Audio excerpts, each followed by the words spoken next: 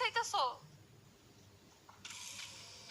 আমি কি এখানে থেকে না খাই মনমু নাকি? হ্যাঁ, আরে তুই না খায় থাকতে পারোস, কিন্তু আমি না খায় থাকতে পারুম না।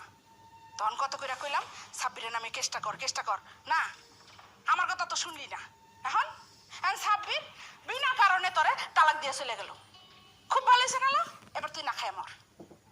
এমনি ঘরে বাজার সদাই কিছু নাই, তার মধ্যে আবার 2 দিন পর পরে বাড়ি এলা এসা খুঁজা যায় বাড়ি ভাড়ার জন্য। এভাবে কি এখানে থাকা যায় নাকি? তোমার জন্যই কিন্তু আমার এই অবস্থা। সাজানো গোছানো সংসারটা তুই নিজের হাতে শেষ করে দিছি। কই তুমি আমার একটু সান্ত্বনা দিবা? তুমি কি করতেছো? তুমি একলা ফলে চলে যাইতেছো। তোমার কারণে কিন্তু আমার সবকিছু শেষ হয়েছে মা। হ্যাঁ, এখন তো সব দোষ আমার। আরে আমি যা করছিলাম তোর ভালোর লেগে করছিলাম। ভালো চাইছিল তুমি আমার, আমার সংসারটা ভাঙিয়ে যাক এই ভালো চাইছিল তুমি। আমার আসলে বুঝতেই ভুল হয়েছে, তুমি কি আসলে আমার জন্মদাতা মা নাকি আমার এখন সন্দেহ হইতাছে। ও সংসার তো শেষ হয়ে গেছে মা।